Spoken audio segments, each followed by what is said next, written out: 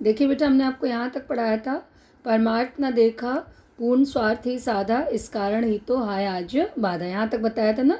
बस मैंने इसका बाय मात्र ही देखा, दृढ़ हृदय न देखा, मृदुल गात्र ही देखा, परमार्थ न देखा पूर्ण स्वार्थ ही साधा, इस कारण ही तो हाय आज बाधा। क्या मतलब हुआ इसका?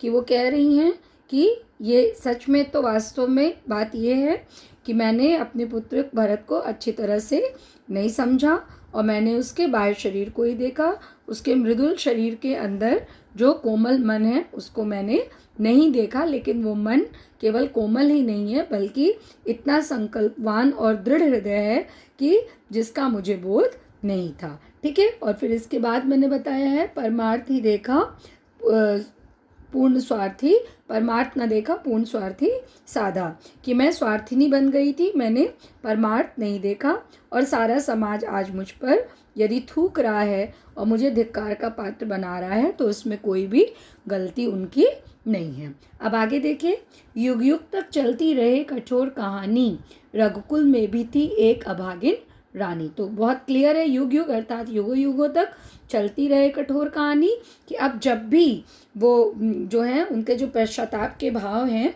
वो उनके हृदय से निकल कर बाहर आ रहे हैं और वो कह रही हैं कि जो माँ जो है वो कैकेयी हैं और वो कह रही हैं कि युगों युगों तक, युग युग तक अर्थात बहुत सारे युगों तक। कौन से युग में कहानी हुई थी? त्रेता युग में। अब इसके बाद भी जब कलयुग होगा या बाकी युग आएंगे तो उसमें भी ये कहानी चलती रहेगी, ये कठोर कहानी चलती रहेगी कि रघुवंश में भी थी एक, रघुकुल में भी थी एक अभागिन रानी।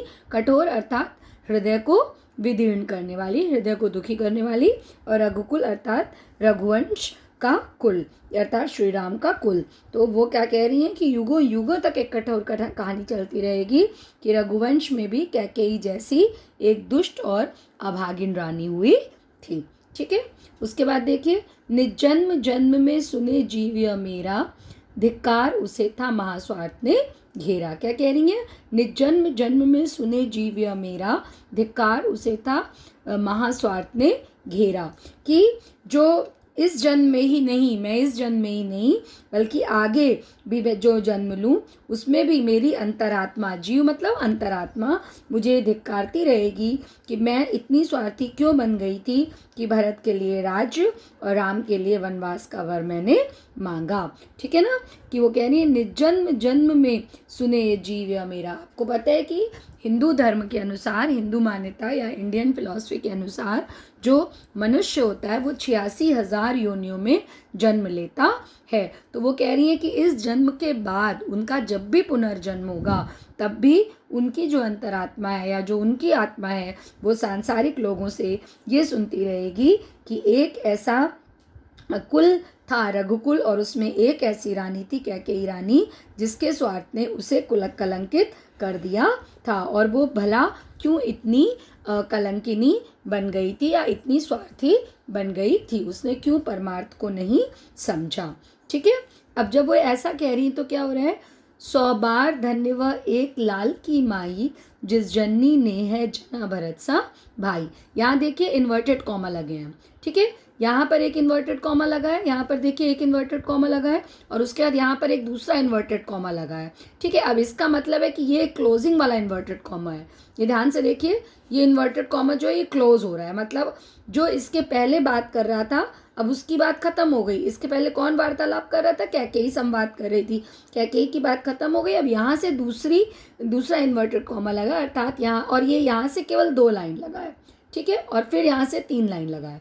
तो देखिएगा इन्होंने क्या कहा? 100 बार धन्य वह एक लाल की माई, जिस जननी ने है जना भरत सा भाई, पागल सी प्रभु के साथ सभा चिल्लाई, 100 बार धन्य वह एक लाल की माई। अब देखिए इन दोनों में एक इन्वर्टेड कॉमा फिर एक इन्वर्टेड कॉमा यहाँ, और यहाँ पर कहा जा रहा है पागल सी प्रभु के साथ सभा चिल्लाई। इसका मतलब क्या है कि ये जो 2 लाइन बोल रहे हैं 100 बार धन्य वह एक लाल की माई, जिस जननी ने है जना भरत सा भाई, वो कौन बोल रहा है? वो श्री राम स्वयं बोल रहे हैं। तो इसका अर्थ आप कैसे लिखेंगे कि कैकेयी के इन पश्चाताप भरे हुए शब्दों को सुन करके राम उसका स्वयं खंडन करते हैं श्री राम और कहते हैं कि माँ तुम धन्य हो जिसने भरत जैसे अद्वितीय शीलवान और दृढ़ संकल्पित भाई को जन्म दिया है, इसलिए तुम अपने को धिक्कारो मत, क्योंकि ये तो तुम्हारा अहोभाग्य है, बहुत सुंदर भाग्य है कि तुमने भरत जैसे भाई को जन्मा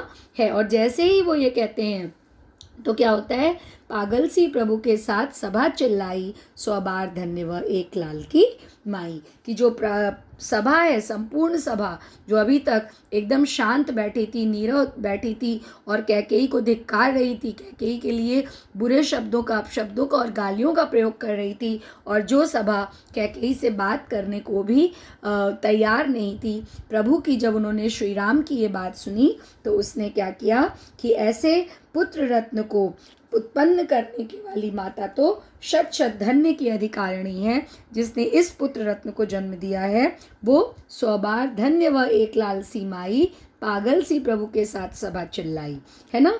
तो वो सभा, सारी सभा श्री राम के साथ स्वर से स्वर मिला करके कैकेयी की जय जयकार करने लगी, उसे धन्य बताने लगी। समझ में आ गया कि अब वो सारी राज्यसभा भी कैकेयी के साथ धन्य भाग अहोभाग्य मनाने लगी और कहती है कि वह माँ धन्य है जिसने कैकेयी जैसे बच्चे को, कैकेयी जैसे पुत्र को जन्म दिया है। तो यहाँ पर आप जो काव्य सौंदर्य लिखेंगे वो कि गुप्त जी ने कैकेयी को दोषमुक्त करने का पूर्ण प्रयास किया है और इसके अंतर्गत उन्होंने कैकेयी को पश्चाताप करते हुए दिखाया है और उसको दोषमुक्त कर दिया है। बोली कौन सी है, भाषा साहित्य खड़ी बोली का प्रयोग है, प्रसाद गुण है, रस जो है वो शांत है, प्रबंध शैली है। और देखिए यहाँ पर ये बोला गया है कि धिक्कार वसे एक स्वार्थ ने घेरा मेरा, इन सब में जो है वो अंत्यानुप्रास अलंकार चल रहा है। अंत्यानुप्रास मतलब जहाँ पर जैसे कहानी, रानी, मेरा, घेरा, माई, भाई, चिल्लाई, पाई, माई, है ना, मैंने, ये सब जब जहाँ पर अंत में तुकांत होता, अंत में तुकबंदी होती है, उसको अंत्यानुप्रास कहते हैं। ये आपको हमने 11th में भी बताया था कि जहाँ पर अंत में अनुप्रास होता है उसको हम अंत्यानुप्रास भी कहते हैं। तो आज मैंने आपको यहाँ तक बताया है कि जिस जननी ने है जना भरत सभाई, पागल सी प्रभु के साथ सभा चिल्लाई, 100 बार धन्य व एक लाल की माई। ठीक है, अब कल हम आपको यहाँ से बताएंगे, तो kindly complete your notes with me, okay. और मैंने आपको सारी चीज़ें क्लियर कर दी हैं। I hope so that you are understanding each and everything. अगर कोई भी प्रॉब्लम होती है तो kindly comment, leave a comment in comment box. I will always there to solve your problems. Thank you.